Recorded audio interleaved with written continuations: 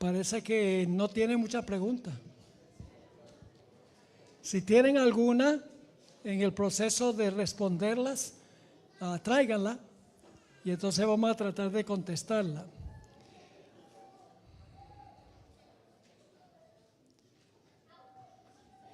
Ok, aquí hay una que surge muy a menudo. ¿Por qué la hermana White en ningún libro habla de tres en el cielo? Solo el Padre y Jesús. ¿Me puede ayudar en eso? Bueno, en realidad la Biblia menciona que hay tres. Cuando el Señor Jesucristo se bautizó, había tres. El Padre habló del cielo, el Espíritu Santo estaba descendiendo y Jesús estaba siendo bautizado. Son tres. En la fórmula bautismal aparecen también tres. Bautizamos en el nombre del Padre, del Hijo y del Espíritu Santo. La hermana White tiene una cita donde dice que hay un trío en el cielo, el trío celestial. Dice que hay tres personas en muchos lugares de sus escritos. Así que son tres personas, un solo Dios. Y entonces la gente dice, pero ¿cómo es que 1 más 1 más 1 igual 1? Matemáticamente no funciona. Pero necesitamos entender en qué sentido el Padre, el Hijo y el Espíritu Santo son uno. Podemos, por ejemplo, tomar la oración de Jesús en Juan 17. Él oró que todos los discípulos fueran uno, como Él y el Padre son uno. Ahora, ¿significa que Él quería que todos los discípulos entraran en un solo cuerpo? No. Eran 12, bueno, uno apostató, pero Jesús quería que fueran uno. ¿Uno en qué sentido? En el sentido de unidad. Cuando Dios casó a Adán y Eva, dice que ya no serán dos, sino uno. Pero Adán y Eva eran dos. ¿Uno en qué sentido? En el sentido de unidad. Debían estar en la misma página. Y los constructores de la Torre de Babel, que eran muchos, dice, el pueblo es uno y nada les ha retraído lo que quieren hacer. Eran muchas personas, pero eran uno ¿en qué sentido? En el hecho de que estaban unidos en un propósito rebelde en contra de Dios. Es decir, cuando Jesús dice, yo y el Padre somos uno, no significa que son la misma persona. Significa que están perfectamente unidos. Son dos personas en unidad, en otras palabras. Y el Espíritu Santo, según la Biblia, está unido con el Padre y el Hijo. Son tres personas en perfecta unidad. Nunca discrepan, nunca discuten, nunca están en desacuerdo. Siempre están unidos en la misma página. Así que eso es lo que enseña la Biblia y también el espíritu de profecía. Aquí viene otra pregunta de la misma persona, los sodomitas, ¿no se levantarán cuando Cristo venga? Porque ya fueron juzgados o tendrán doble juicio. Es una buena pregunta y permítame mencionar el concepto bíblico del juicio. La Biblia enseña que antes que Cristo venga, solo los que alguna vez profesaron el nombre de Jesús serán juzgados. Solo los que profesaron a Jesús, no los impíos. Los impíos son juzgados después. Ahora, ¿por qué es necesario juzgar a los que profesaron a Jesús antes de la segunda venida? Porque cuando Cristo venga, Él tiene que demostrar quién tiene derecho de llevárselos. ¿Correcto? Cuando Cristo viene a recoger a los fieles, ¿sí o no? Pero antes de eso, Él tiene que demostrar quiénes son fieles, para que luego cuando venga se los lleve. Los impíos no hay que juzgarlos antes de la segunda venida, porque ellos se van a quedar aquí muertos durante los 1000 años. ¿Cuándo resucitan los impíos? Los impíos resucitan después de los 1000 años. Durante los 1000 años, los fieles de Dios que fueron al cielo con Jesús cuando vino por segunda vez, ellos van a examinar los casos de los impíos que se quedaron y van a dictar la sentencia y el juicio. Y entonces después del milenio resucitan todos los impíos y entonces Dios les va a mostrar en visión panorámica la vida de cada uno de ellos y por qué se condenaron. Y van a estar de acuerdo de que Dios estuvo en lo correcto en condenarlos. Y de esa manera todos los seres del universo van a estar en armonía. Porque antes de la segunda venida, los ángeles y los habitantes de los mundos están viendo el examen de los casos de todos los que profesaron a Jesús. Y van a decir, sí, en realidad hubo un grupo de entre ellos que aceptaron a Jesús. Y cuando tú regreses Jesús a la tierra, te los puedes traer al cielo. Durante los 1000 años, los que fueron llevados al cielo van a examinar por qué los impíos se quedaron atrás. Y se van a dar cuenta que Dios fue justo en dejar a los impíos acá. Y después del milenio va a comprobarle a Satanás, sus ángeles y a los impíos que Dios fue justo en condenarlos a ellos también. Es decir, todos los seres del universo van a estar convencidos de que Dios hizo todo correctamente, en salvar a los justos, en condenar a los impíos y en condenar a Satanás y a sus ángeles. Así que ese es el concepto bíblico del juicio. Para el mundo cristiano el juicio es un evento. Para la iglesia adventista el juicio es un proceso largo, porque desde 1844 está transpirando con los que aceptaron a Cristo o profesan aceptar a Cristo. Durante 1000 años se están juzgando a los impíos que están muertos en la tierra, y después de los 1000 años entonces se abren los registros para mostrarle a Satanás, sus ángeles y los impíos por qué se condenaron. Es decir, el juicio dura mucho tiempo, es un proceso, no es un evento. Vamos a ver aquí otra pregunta. ¿El fuego eterno es el mismo lago de fuego que habla el Apocalipsis? Bueno, en realidad lo que consume a los impíos es la gloria de Dios, pero el lago es a donde se están quemando. ¿Me explico o no? El fuego que los quema es la gloria de Dios, pero el lago donde están es el fuego, el lugar a donde ellos están consumiendo. Así que de todas maneras es la gloria de Dios, que es fuego consumidor, que consume a los impíos y van a ser quemados aquí en la tierra, en el lago de fuego, causado por el fuego eterno, que es la gloria de Dios. A ver aquí, ¿cuál y cuándo sucede la resurrección especial de la cual habla Daniel capítulo 12? Una buena pregunta. La Biblia enseña, y el Espíritu de Profecía confirma, que antes que Jesús comience su segunda venida, va a resucitar un grupo especial de justos y un grupo especial de impíos. ¿Cuál es el grupo de los impíos que van a resucitar en esa resurrección especial antes que Jesús comience su segunda venida? Inmediatamente antes. Los que traspasaron a Jesús. He aquí viene con las nubes y todo lo ojos le verá, y los que le traspasaron. Jesús le dijo a Caifás que él iba a ver al Hijo del Hombre viniendo en las nubes del cielo. Mateo 24, 26 y el versículo 64.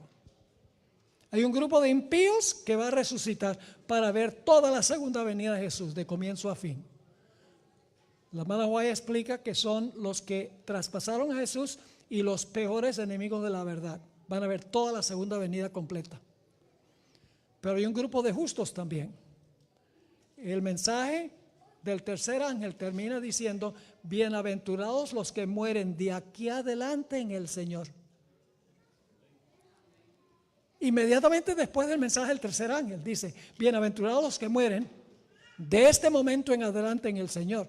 La hermana Juana aclara que los que aceptaron el mensaje del tercer ángel, si llegan a morir, van a resucitar en esa resurrección especial para ver toda la segunda venida de comienzo a fin. Ahora escuchen bien: resucitan los que traspasaron a Jesús, los peores enemigos de la verdad, y aquellos que murieron en la fe del mensaje del tercer ángel antes que Jesús comience su segunda venida. Al mismo momento que Dios libra a los vivos del decreto de muerte. Pueden leer esto en el Conflicto de los Siglos, páginas 693 a la 695. Hay esa resurrección especial. Y entonces, en ese momento, Jesús entonces comienza su segunda venida. Y los que resucitan en la resurrección especial van a ver toda la segunda venida de comienzo a fin.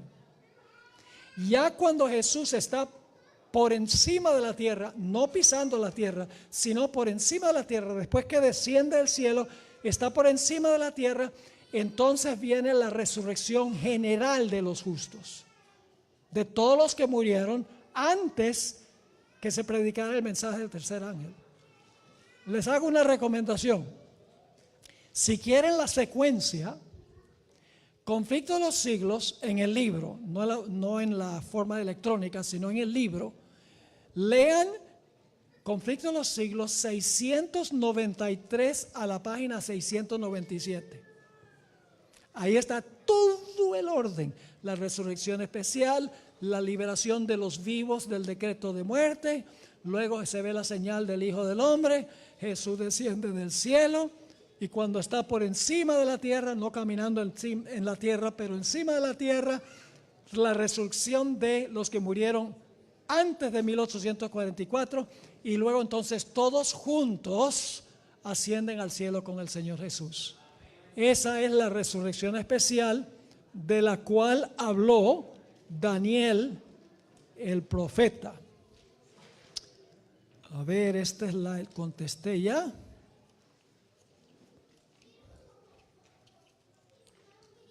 ¿Vamos a ver a Dios Padre cara a cara como a Jesús?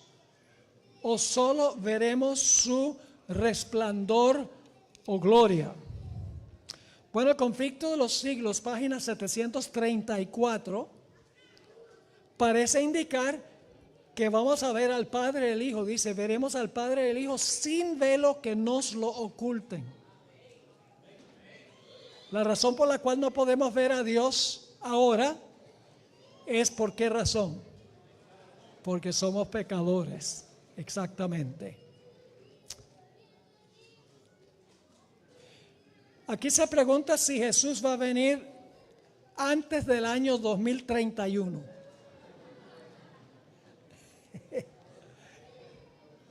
No sé.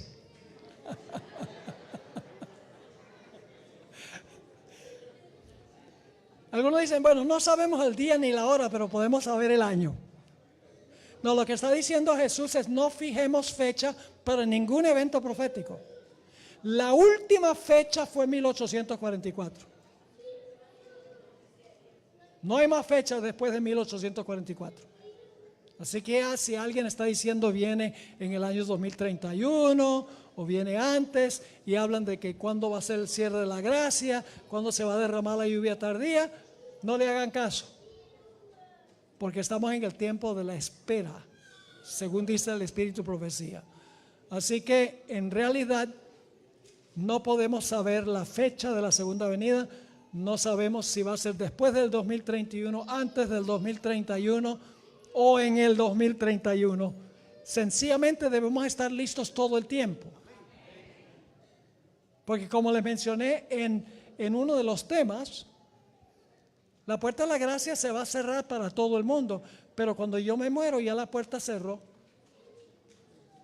Así que no estemos diciendo Jesús viene en el 2031 y mientras tanto puedo disfrutar la vida. entre comillas. No, no, no. Hay que estar listos a cada momento, a cada instante. Hay que estar listos. No fijemos fechas.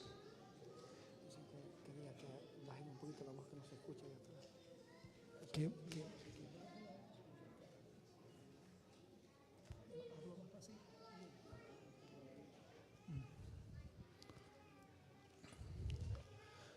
Ok, aquí, deje ver aquí.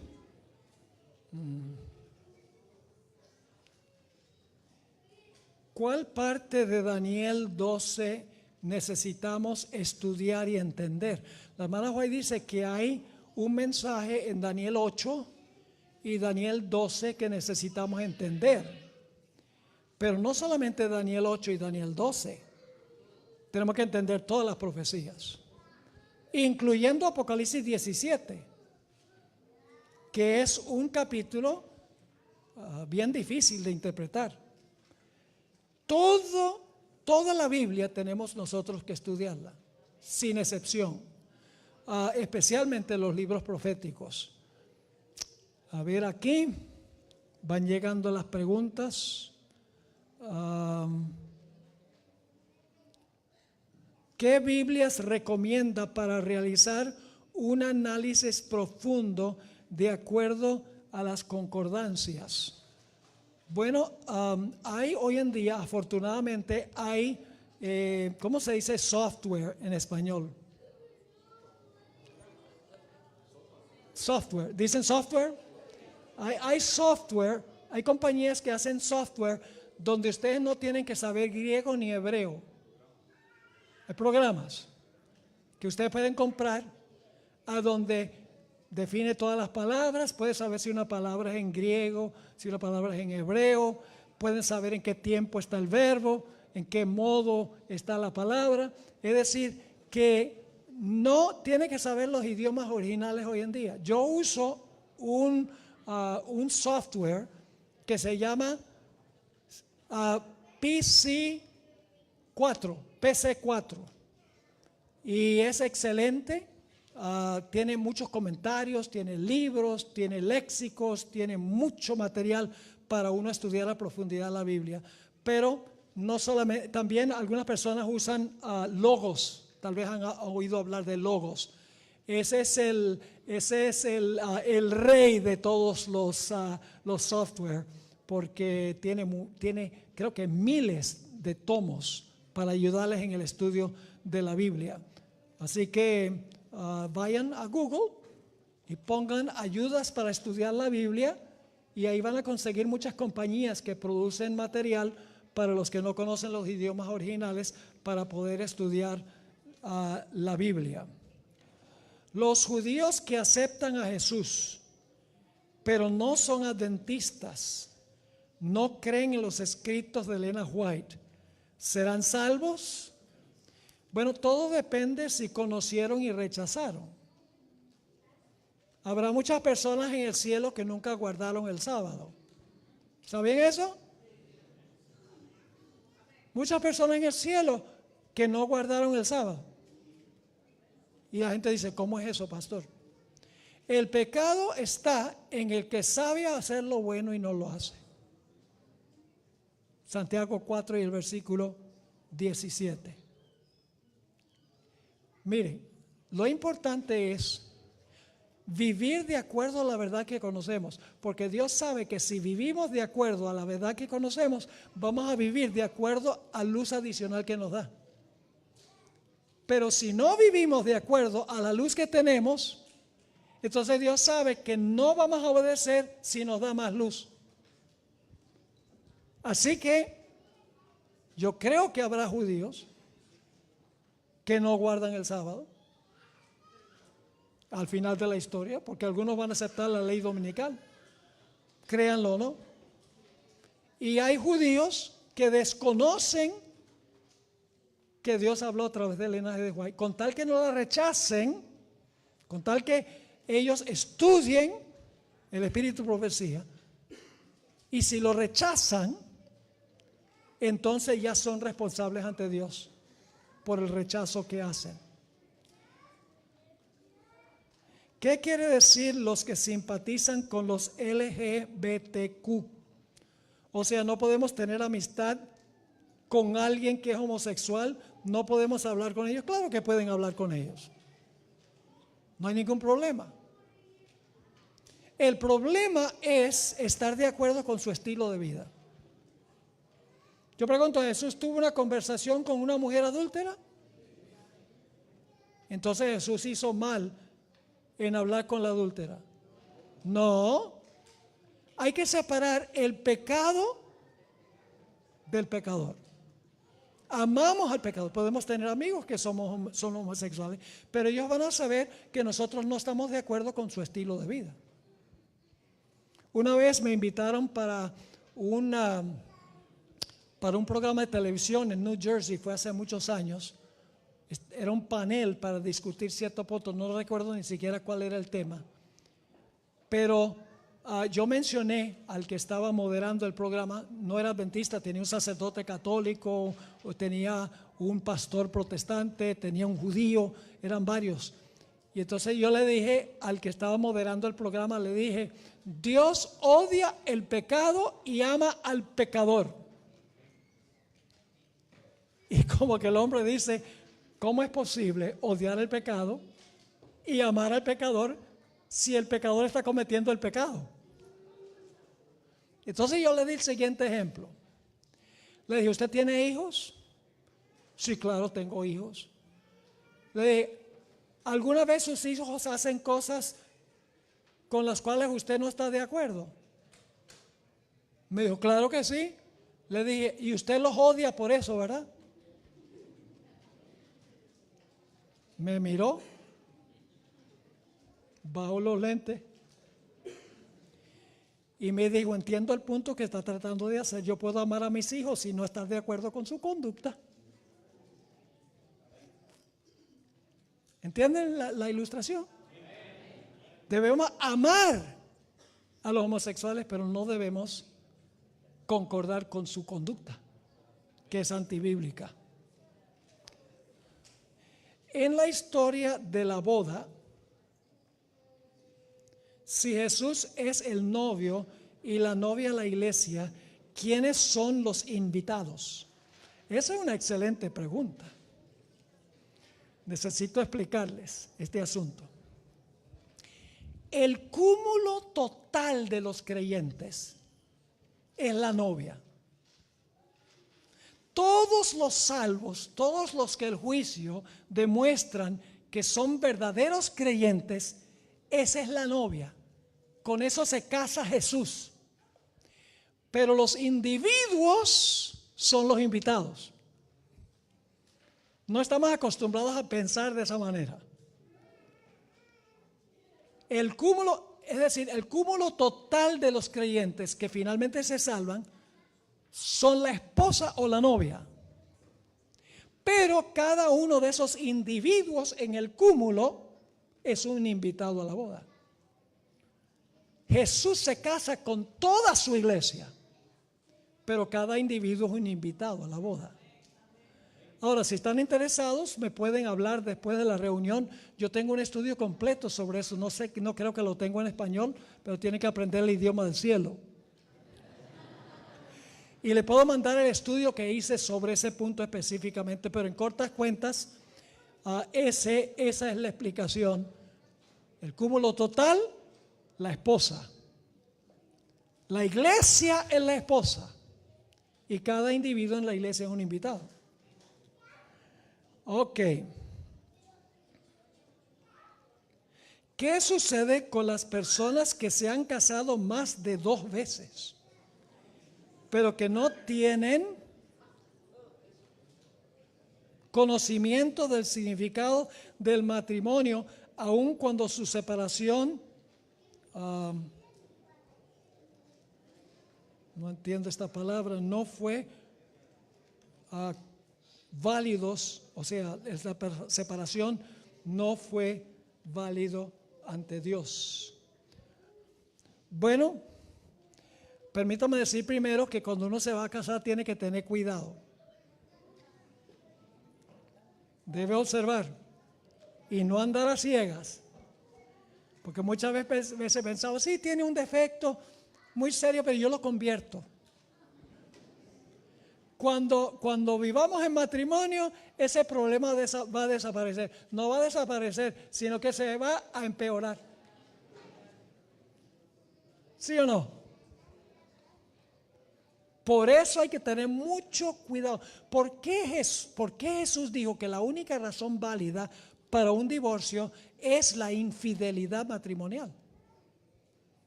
Porque Él quería que nosotros supiéramos que el matrimonio es algo muy serio y debemos tener mucho cuidado cuando nos casamos.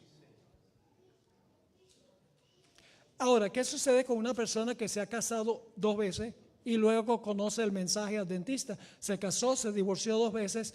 ¿Qué sucede? Bueno, esa persona no conoció la pauta bíblica y por lo tanto tenemos que tomar eso en cuenta. Nuevamente, el pecado está en el que sabe hacer lo bueno y no lo hace.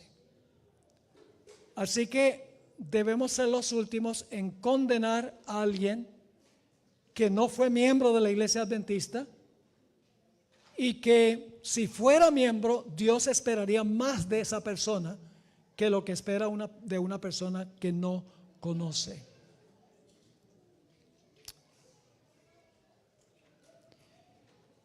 A ver, aquí vamos a tomar, siguen llegando las preguntas. Si los fariseos y Pilato no hubieran matado a Jesús, ¿quién lo hubiera hecho?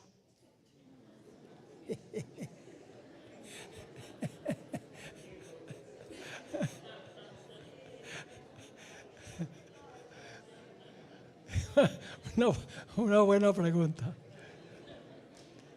Las preguntas hipotéticas son problemáticas porque en realidad, hermanos y hermanas, no sabemos cómo hubiera ocurrido. Algunos creen que Jesús se hubiera presentado voluntariamente y hubiera sido sacrificado de esa manera, de una forma pasiva, y lo hubieran sacrificado.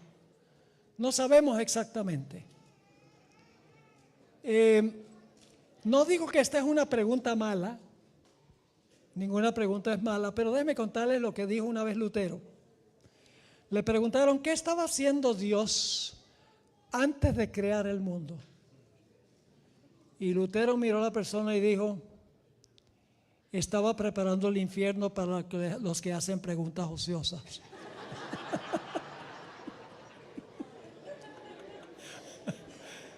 No digo que esta pregunta es ociosa, sencillamente estoy diciendo que a veces hacemos preguntas hipotéticas para las cuales no tenemos una respuesta directa. Jesús de alguna manera hubiera muerto por nuestros pecados.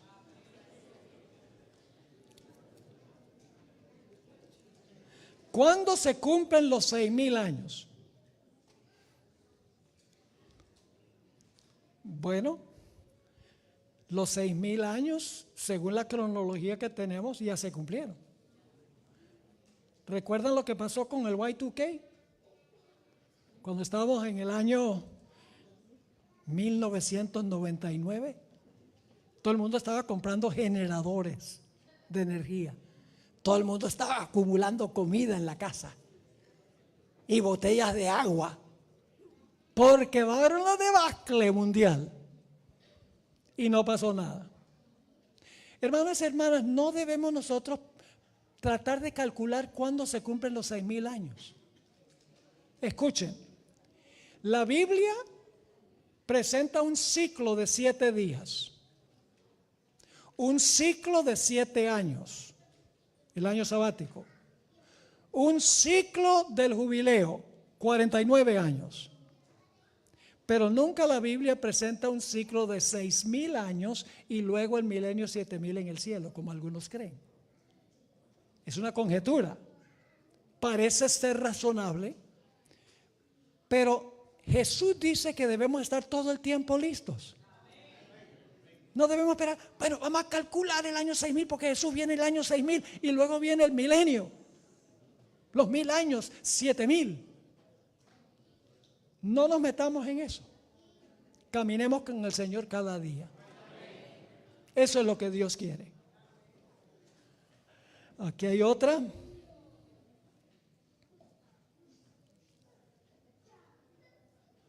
¿Pueden los homosexuales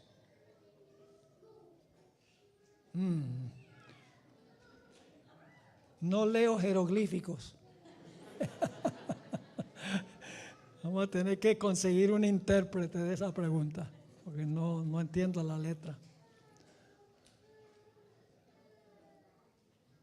Una persona, un miembro de la iglesia que se va y vuelve, ¿se tiene que rebautizar? Si la persona fue borrada de la iglesia, sí. Tiene que rebautizarse. Si la persona causó un escándalo público, debe rebautizarse. Como testimonio ante la iglesia del arrepentimiento y para ser integrado oficialmente a la iglesia, debe rebautizarse. Pero nunca he estado de acuerdo con las personas que se bautizan 3, 4, 5 veces, porque ya se convierte casi en un juego. Tiene uno que tener mucho cuidado del rebautismo.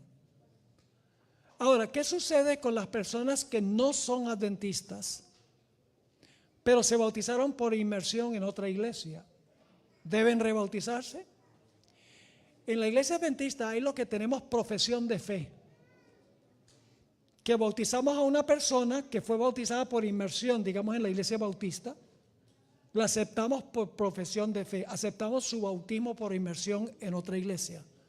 Yo le soy sincero, a mí no me gusta mucho la profesión de fe, porque siempre la persona se siente como que no pertenece.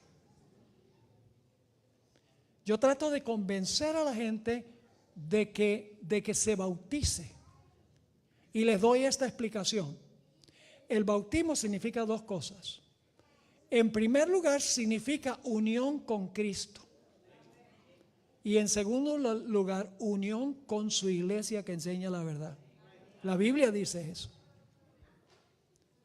Entonces, cuando una persona se bautizó en otra iglesia, yo le digo, en su primer bautismo usted se unió con Jesús, porque me dicen, fue significativo para mí. Yo me bauticé y sentí que me uní con Jesús. Yo no puedo decir que eso no es así. Pero luego le explico, si usted se bautiza de nuevo en la iglesia adventista, no es por unirse a Jesús, sino es por unirse a la iglesia que enseña la verdad. Y la mayoría de las personas con las cuales yo he hablado aceptan bautizarse de nuevo porque dicen, bueno, yo cuando me bauticé por primera vez me uní con Jesús. Pero cuando uno le dice que el bautismo en la iglesia adventista es unirse con la iglesia que enseña la verdad, dice, entonces no hay ningún problema. Y se bautizan como resultado. ¿Por qué dice la gente que Apocalipsis 3:10 se refiere al rapto? Mucha gente entiende mal, pero yo creo que todos estarán aquí durante la gran tribulación. Sí, todos van a estar aquí durante la gran tribulación. No va a haber ningún rapto de la iglesia antes de la segunda venida. 7 años antes no van a ir los fieles al cielo y los que son infieles se van a quedar acá. No, esa doctrina no es bíblica. ¿Qué es lo que dice? ¿Alguien quiere leer Apocalipsis el capítulo 3 y el versículo 10?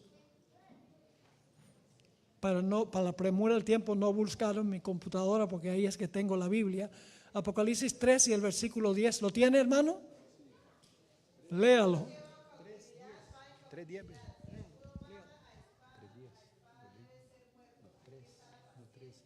No, Apocalipsis 3:10.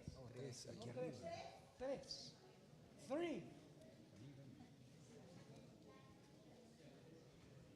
¿Lo tiene, hermano? Léalo bien duro. 3:10. Por cuanto has guardado la palabra de mi paciencia, yo también te guardaré de la hora de la prueba que ha de venir sobre el mundo entero para probar a los que moran sobre la tierra. Ok, ahí dice, te guardaré de la prueba. Eso se puede interpretar de dos maneras. Te guardaré de la prueba sacándote del mundo, ¿O te guardaré de la prueba estando en el mundo? A la luz de todo lo que dice la Biblia, eso sencillamente significa que durante la tribulación Dios va a guardar y a proteger a los fieles. Es lo que dice el Salmo 91. Los ángeles, el ángel de Jehová acampa alrededor de los que le temen y los defiende, ¿sí o no? Sí, el Salmo 34 y el versículo 7. Dios no va a sacar a su pueblo de la tribulación, sino que lo va a guardar en la tribulación. Es decir, lo va a proteger, lo va a cuidar durante la tribulación. Se va a levantar Jesús, Miguel, quien está por los hijos de tu pueblo, y va a proteger a su pueblo. La doctrina del rapto no tiene absolutamente ninguna base bíblica. ¿Y saben por qué Satanás inventa la idea del rapto? Porque él quiere que los cristianos piensen que se van a ir al cielo antes de la gran tribulación, y cuando eso no suceda se van a encontrar en medio de la tribulación y no van a estar listos para pasar por la tribulación, porque nunca pensaron que iban a pasar.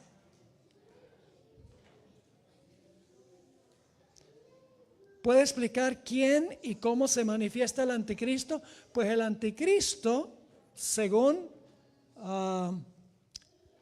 segunda de Tesalonicenses o Filipenses, el capítulo 2, no, segunda de Tesalonicenses, el capítulo 2 dice que el anticristo es un sistema que profesa servir a Jesús, pero que en realidad es apóstata.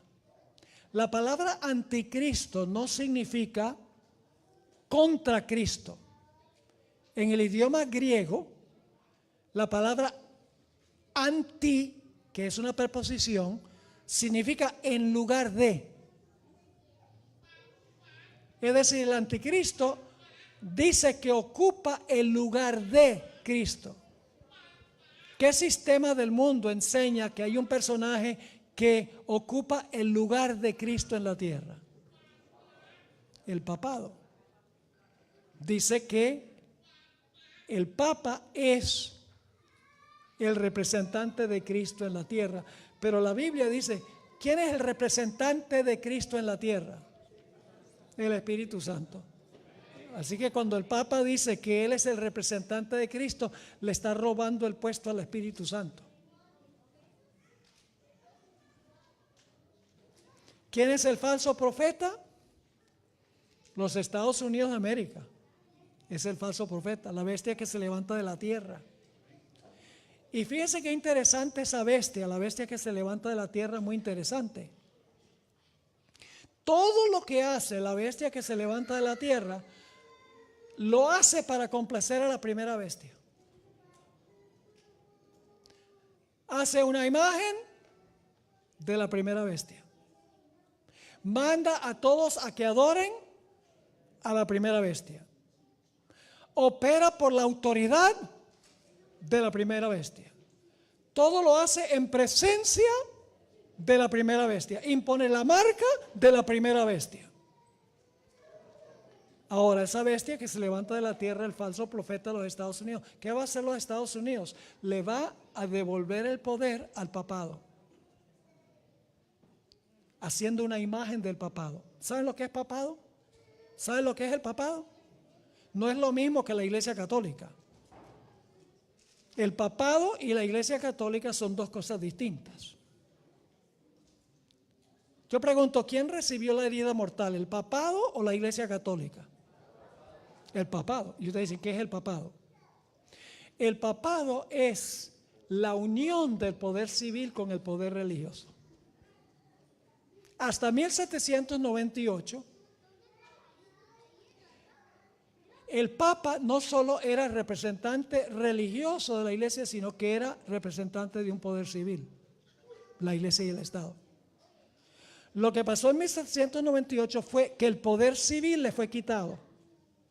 Esa es la herida mortal. Ya no podía usar a los gobiernos para perseguir, porque los gobiernos se le volcaron, dijeron ya no más. Yo pregunto, en 1798, ¿dejó de funcionar la Iglesia Católica? No, ¿Se cerraron todas las iglesias de la Iglesia Católica? ¿La gente todavía llevaba a sus bebés para bautizarlos? ¿Todavía iba al confesionario?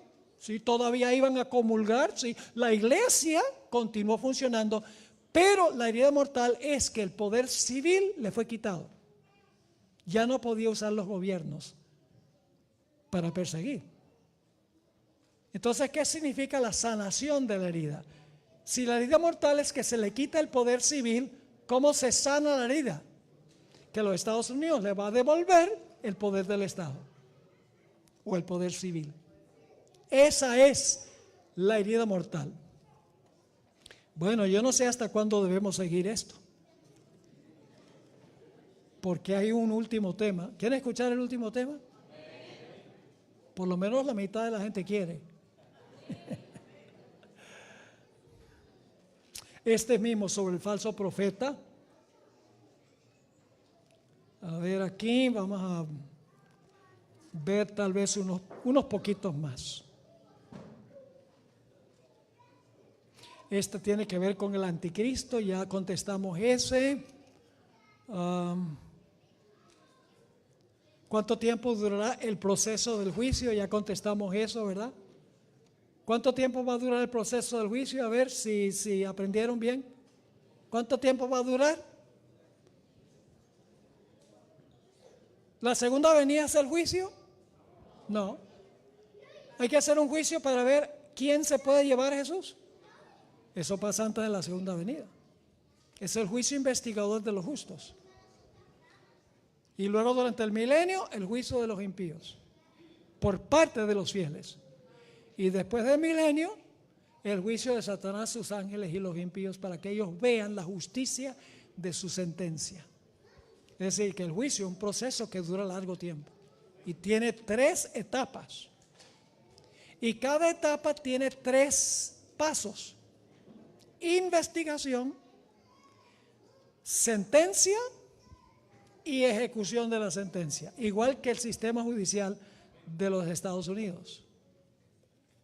No de todos los países, dicho sea de paso, porque algunos países son autócratas.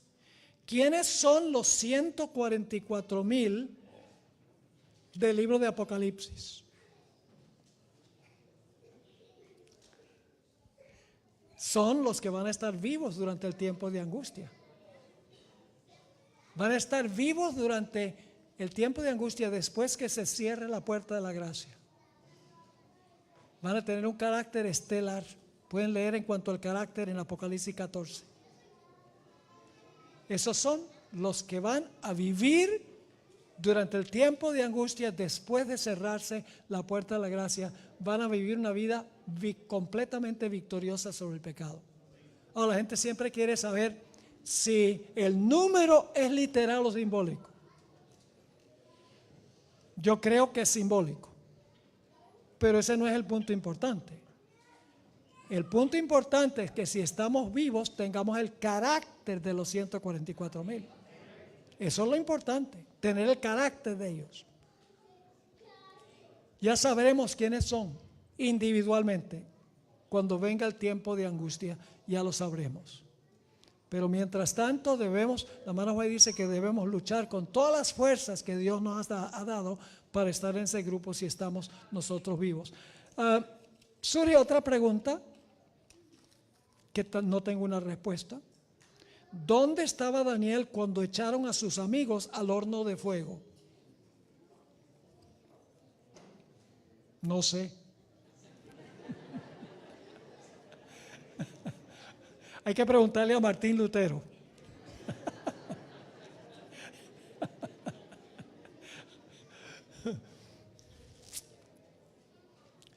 Ok, aquí.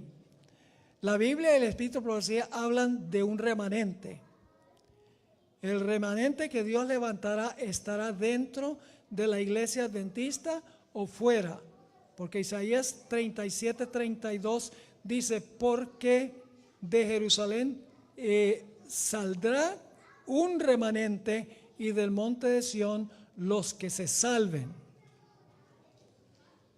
Quiere decir que pertenecieron a Sión y pertenecieron a Jerusalén durante el tiempo que estuvieron aquí. No significa que salen de la iglesia.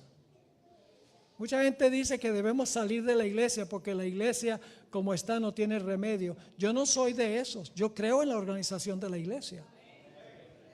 Yo creo que no va a haber otra iglesia. Pero Dios va a tener un remanente fiel en la iglesia. Y eso van a pasar victoriosamente hasta el fin. Lo que debemos hacer, lo que a veces hacemos, hermanos y hermanas, es que nos quedamos callados cuando vemos males en la iglesia. No queremos causar conflicto ni problemas. Entonces vemos cosas que andan mal y nos quedamos callados. No, hay que hablar. Cuando vemos cosas que se hacen mal, hay que hablar. Hay que ser corteses.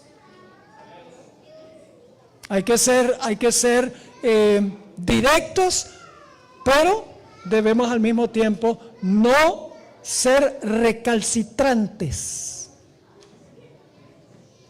¿Me entienden lo que estoy diciendo? Pero no se queden callados. ¿Saben que hay un ejemplo en Juan, el capítulo 12, a donde Jesús, después de resucitar a Lázaro, las muchedumbres seguían a Jesús? Y dice que muchos sacerdotes creyeron en él, pero no se manifestaron porque tenían miedo de que los echaran de la sinagoga. ¿Será posible que nosotros también tenemos el mismo problema?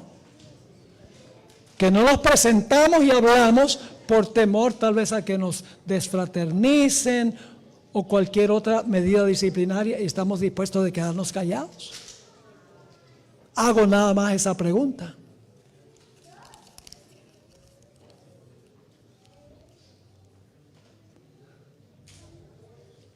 ¿Quieres saber si los 70 ancianos en el antiguo Israel tienen relación simbólica con los 24 ancianos de Apocalipsis? No he encontrado yo ninguna conexión entre el número 70 y el número 24.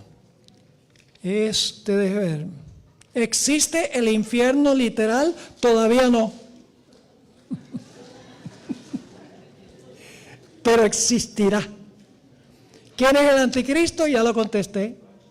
Es un sistema que profesa ocupar el lugar de Cristo, pero en realidad es un sistema apóstata.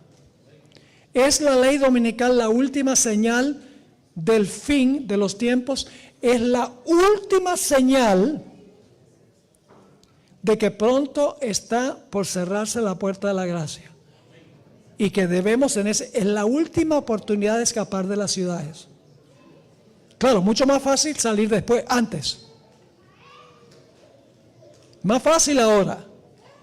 Pero cuando venga la ley dominical, la hermana White dice claramente en los testimonios que es la última señal para salir de las ciudades grandes, para luego de las más pequeñas al campo.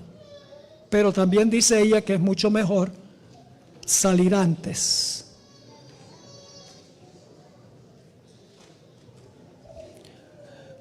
Quería saber si Isaías 45:7 dice que Dios crea la adversidad. Recuerden, esta mañana estudiamos de que lo que Dios permite se le atribuye a Dios, aunque Él no lo hizo. ¿Quién crea la adversidad? Satanás. ¿Pero Dios lo permite? Dios lo permite. Es decir, lo que la Biblia le atribuye a Dios es porque Dios permite que Satanás lo haga. Ese es el punto que debemos recordar, y mencioné el ejemplo de Job esta mañana.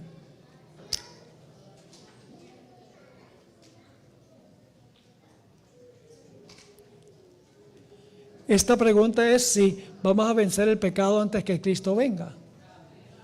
La respuesta es sí. Porque escuchen bien, durante el tiempo de angustia tendremos que vivir sin intercesor. ¿Qué dije yo? Durante el tiempo de angustia, después de cerrarse la puerta de la gracia, tendremos que vivir sin intercesor. Entonces, ¿vamos a poder confesar los pecados durante el tiempo de angustia? No, porque no hay nadie que interceda. La hermana White dice que tendremos que vivir en la presencia de un Dios santo sin intercesor. Yo pregunto, el tiempo de angustia, cuando se cierra la puerta de la gracia, ¿ya el santuario ha sido purificado? Sí. Cuando el último caso se evalúa, el santuario está purificado. Entonces, si el santuario está purificado cuando se cierra la puerta de la gracia, ¿podemos volverlo a contaminar metiendo el pecado? No. Sería demasiado tarde.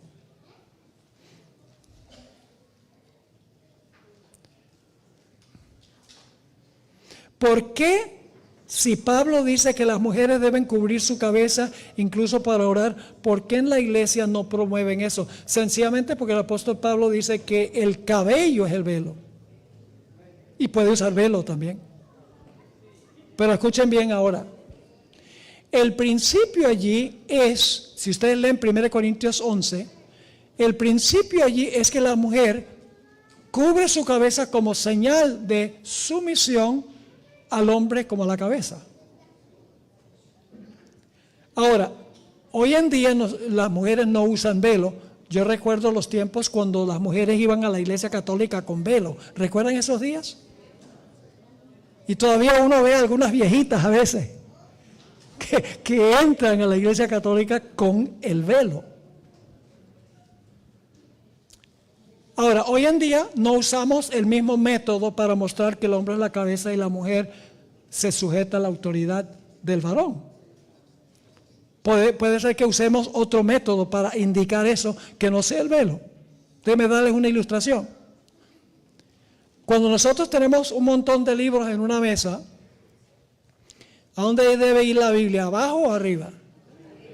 Claro, todo el mundo dice arriba. Y una vez fui a la casa de un anciano de una iglesia, tenía un montón de libros y la Biblia estaba abajo. Y me fastidié. Y le dije, hermano, ¿no sabe usted que la Biblia debe estar encima de todos los demás libros? Y me dijo, ¿por qué? Yo dije, porque la Biblia está por encima de todo conocimiento. Y él me dijo, sí, pero la Biblia es el fundamento de todo conocimiento.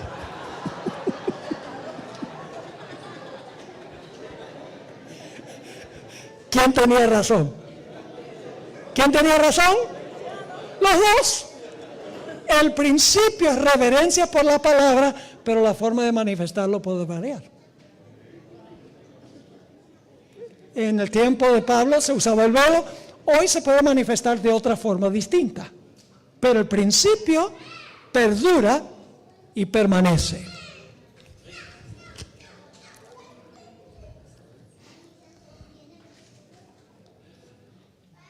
Ok. ¿En qué sentido habla el salmista David en el Salmo 150? Algunas personas lo toman literal y lo usan para decir que podemos escuchar música de cualquier tipo de instrumento y no importa el ritmo. El Salmo 150 habla de usar instrumentos musicales en el servicio. La hermana White confirma, dice, le agradaría a Dios que usemos instrumentos musicales en el culto. Ella lo dice.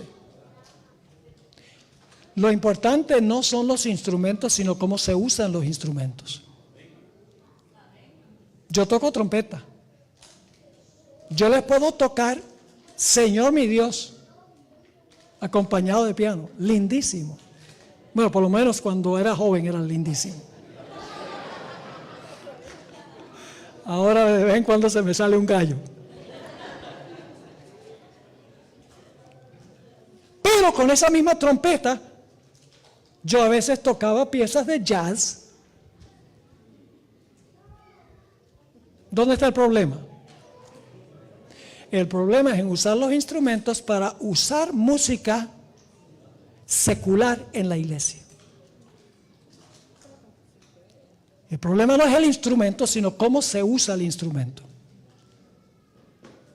Yo pregunto, la música, el jazz, el reggaetón, el rock, la salsa, el merengue, ¿esos matices musicales fueron preparados para la iglesia? ¿O son del mundo secular? Son para el baile. Entonces, ¿cómo vamos a tomar esos estilos musicales que fueron hechos para el mundo? Le adjuntamos unas palabras religiosas y se las ofrecemos a Dios. No. La música de la iglesia tiene que ser distinta que la iglesia del mundo, que la música del mundo. Cuando venga Jesús, ¿cuántos días nos llevaremos para llegar al cielo? 7, dicen primeros escritos. Ahora, podríamos llegar instantáneamente, porque Daniel estaba orando una vez y antes que terminara la oración ya Gabriel había llegado. Es viaje a una velocidad que no podemos concebir. Tenemos 2 más. Se va a salvar a algunos niños sin padres. Si mueren al nacer, ¿qué va a pasar con esos niños? La hermana White dice 2 cosas. En primer lugar, dice que infantes serán llevados a los brazos de su madre. Y en otra parte dice, vi bebés que no tenían madres allí. Los ángeles los transportan para que coman del árbol de la vida, dice ella.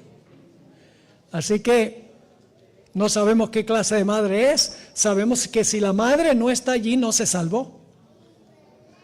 Pero el bebé se salvó. Y dice, ¿cómo es posible si el bebé nació pecador? No, no nació pecador, nació con una naturaleza pecaminosa.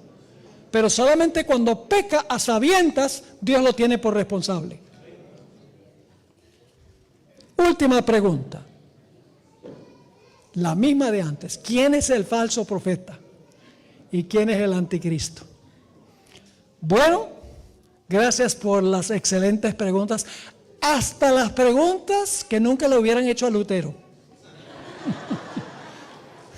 Les conté esa historia nada más de broma, pero Lutero sí dijo eso. Hay muchas preguntas para las cuales no sabremos la respuesta sino hasta que lleguemos al cielo. Y hay preguntas que ni siquiera en el cielo vamos a tener respuestas, porque son misterios. Sencillamente aceptamos que Dios es bueno, que lo que Dios determina es bueno, y nos conformamos, porque confiamos en Él y le amamos a Él.